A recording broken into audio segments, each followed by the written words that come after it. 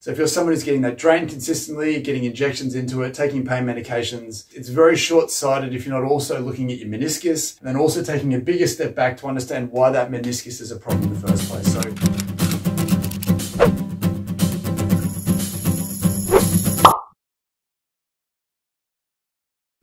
g'day and welcome back to the channel. So in today's video, I want to talk you through what you need to do to successfully overcome a Bakers cyst at the back of the knee. Now, a Bakers cyst can be a consistent issue for a lot of people.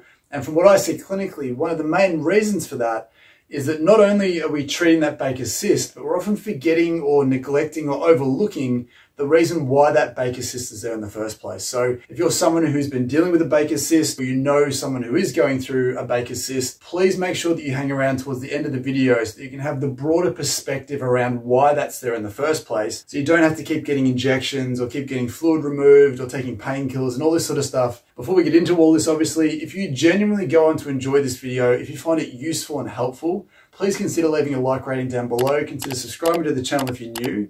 If this video genuinely helps you overcome your Bakers cyst, please consider leaving a super thanks donation on the video. It's just a great way to help support the channel going forward. So getting into this, obviously, the exercise that we're going to go through are going to be calf-specific exercises to try and help some of these symptoms. The reason for that is that when you have a Bakers cyst, that calf muscle tends to be sort of over the top of that as it sort of goes across the back of the knee. We're going to go through two ways to try and hopefully get on top of those symptoms, but then we're going to quickly go into some exercises that you can work on to improve the function of that area. Now, a lot of people don't realize, or it's not promoted enough, that if you are someone who has a Bakers cyst and you've been given that label, we need to also attach to that this idea that there's probably also some meniscus dysfunction going on as well. So in my experience as a physio, if there's meniscal issues, and that can be something as sinister as maybe like a tear or something like that, or something as less sinister as some wear and tear and degeneration. But the presence of dysfunction in that meniscus tends to be the reason why a lot of Bakers cysts occur. So if you're someone who's getting that drain consistently, getting injections into it, taking pain medications, it's very short-sighted if you're not also looking at your meniscus, and then also taking a bigger step back to understand why that meniscus is a problem in the first place. So getting into the symptomatic stuff, getting into the calf-specific stuff, one of the best ways to decrease calf tightness and calf restriction is with a wall calf stretch. What we want to get you to do basically is, with your shoes on or off, doesn't matter too much, is if you try and get your heel as close to the wall as possible, we want to keep your legs straight to start with. This is going to target the gastrocnemius, the longer muscle in the back of the calf. Squeeze your butt cheek, and then holding onto a door frame or something close by, just try and come up over your foot as far as you can. Try and get your hip as close to the wall as possible. You'll find that you'll feel a really powerful stretch in that calf muscle up closer towards the back of the knee. Now, to make this very specific to you, what I like to get people to do is, from this position, keeping your butt squeezed, just gently twist your hips and your knee, rotate from side to side, see which angle gives you the best access to your calf tightness. If I rotate a little bit more towards the camera, I feel it a little bit more on the outside of my calf, which is where I tend to get a little bit tight. Some people, when you twist away from the camera, might find it a little bit more on the inside of the calf, on the inner side. Make sure that this is very specific to you. Find where you need to be. And then again, as we always say on the channel here, it's not enough to hold a stretch anymore. It's not good enough. It doesn't get the results that we want. What you have to do to make this highly effective and highly efficient quickly is, wherever you feel that tightness from this position, we need to tense that tightness up. Activate the muscle, activate the part of the muscle that's tight. By activating that, when we release that, it gives, so that you can then go a fraction further than you could before. So that version of the stretch is a brilliant way to decrease the amount of resistance in that calf muscle that might be reactively and reflexively tightening if there is some irritation at the back of that knee. The second way that we can do this is with a foam roller or a tennis ball or a lacrosse ball, whatever you feel most comfortable using. And what we want to basically do here is we want to try and shear free some of the restriction here. So you're not looking to roll around on the roller. It does have some benefits, obviously, in terms of sort of shearing free some of the connective tissue and the fascia and things like that. There's definitely a place in the world for rolling on things. But when we're trying to improve the mobility of tissue in this particular instance, what I find works best is if you move the roller up and down to a point where you feel an area of tightness and tenderness. Same thing as we did up against the wall. If you roll your leg outwards and inwards, go looking for the area that feels the most restricted. So I've found a little thick knot here, just a little bit on the outside. You might even be able to see it sort of flicking over a little bit as I roll over there. So I want to capture that part of the muscle. I then want to bend and straighten my foot. So what I'm doing here is I'm compressing that tissue and then shearing that tissue past the ball by including movement. Now, this is relatively comfortable for me, so I can really get up on top of this and really ask that tissue to shear free faster. Again, if it's too easy again, which a lot of people it may not be because it can be quite tender, then again, put some extra body weight through that, put another leg on top of that, and then gently bend and flex that ankle until you feel like it starts to shear free. Now, if you have a friend lying around, they can definitely put some pressure through this and make it and take it to an extra level as well. Obviously, don't be silly when you do that, but just go hunting up towards the back of the knee, up and around for all the areas that feel restricted. And then when you stand up and walk around again, you should feel like there's instantaneously more freedom there. It shouldn't feel as tight. And hopefully the pain and any symptoms associated with that have reduced to a certain degree. So as I always say on the channel, please hold me to this. If you don't see an immediate improvement in some way with those exercises, and we're not just talking about pain, but an immediate improvement in how mobile and free you are after doing those exercises, you probably haven't made a change. So we need to figure out what's gone wrong there. You deserve to see a change every single time you do these two exercises, and any exercise to be fair. So they're the two exercises that are great to feed some slack into the back of the knee, hopefully take some of the symptomatic pain and discomfort out of that Bakers cyst. But moving on to potentially the more important part of this conversation as to why that Bakers cyst is there in the first place. Why is that meniscus not happy? What's going on with the way that you're loading that knee that's a problem? And from what I find clinically personally, this is going to sound a little bit strange, but often there's too much unwanted rotation in the system. So what I mean by that is with the knee is basically a hinge joint where in a perfect world, there is some subtle rotation that happens when it's sort of locking and unlocking at end range. But in an ideal world, a stable knee acts like a hinge joint where it bends backwards and forwards. However, if you have some restriction below your knee at your ankle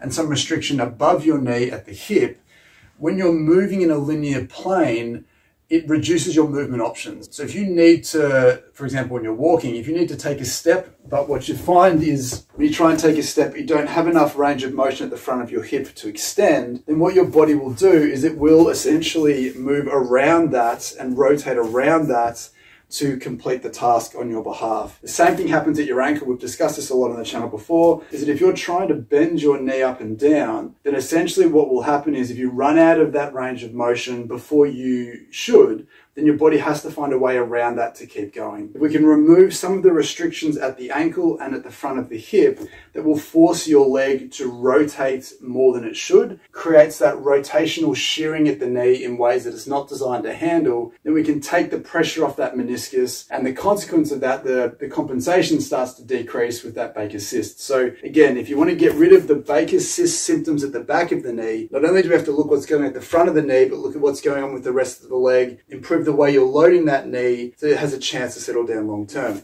One of the best ways that I've ever seen to free up an ankle joint quickly is the banded ankle stretch. So if you can grab a band, attach it to something that's not going to move behind you. So again, I really like having the band above the ankle joint. When we're in the position I'm about to show you, I find that gives me better access and my patients better access to capsular stiffness at the back of the ankle joint, which is where most of that restriction tends to be. But you see a lot of people have the band below the ankle joint. Again, test both out, but I'm confident that above the ankle joint, even though it's a little bit counterintuitive, seems to get the best results. And at the end of the day, that's what we're after. So what we want to get you to do, take a big step out as far as you feel comfortable. Be very respectful for how your knee feels, obviously. We want to work within that. Take your hips past your foot, and then gently bend your back ankle as far as you feel comfortable, making sure that when you do this, that you're not dumping inwards to go around that restriction. So make sure that your knee stays out. You may not go as far as what you could if you dumped inwards, but try and respect the integrity of the ankle joint and the knee. Hold this position. You should feel like there's a really nice stretch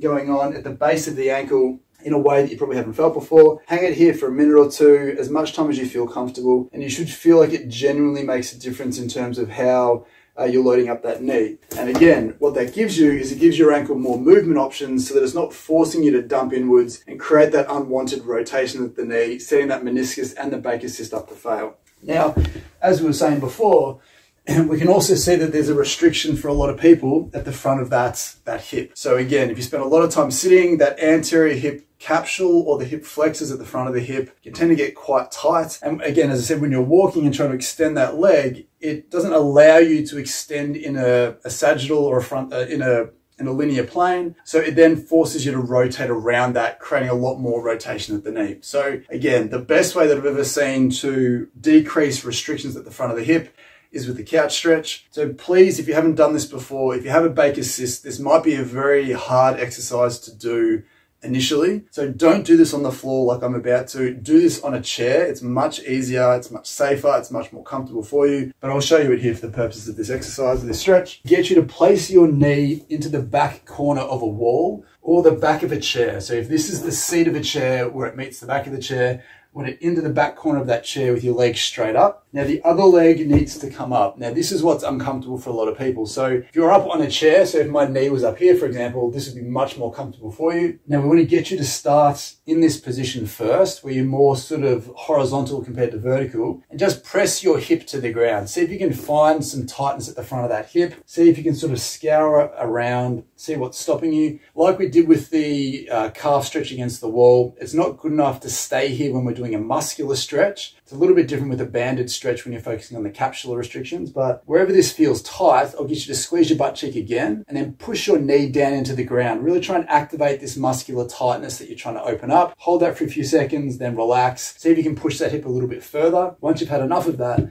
the second part of this exercise requires us to come up into as much of an upright position as possible. You'll feel a horrible tightness at the front of the hips, potentially down the front of the thighs as well. So just come up to the angle that you feel very safe and comfortable. For some people, it'll be here. Other people, it'll be here. If you can get all the way up to the wall, that's fantastic. But again, you can play around with where your hips are in this position, but we need to go hunting for and remove any of that restriction through the front of the hips down to the front of the thigh. It's going to be acting as a handbrake on that knee. It's going to be pulling a lot of sort of tension in through that knee, loading up that meniscus differently, but again, forcing your leg to potentially rotate more than it's designed for and sacrificing that meniscus. So same thing with the first part of this stretch. Wherever it feels tight, try and tense that up. You might have to push your foot back into the wall from your knee. Do whatever you need to do to tense up that muscular tightness. Hold this for a few seconds, relax. You'll be able to go a little bit further.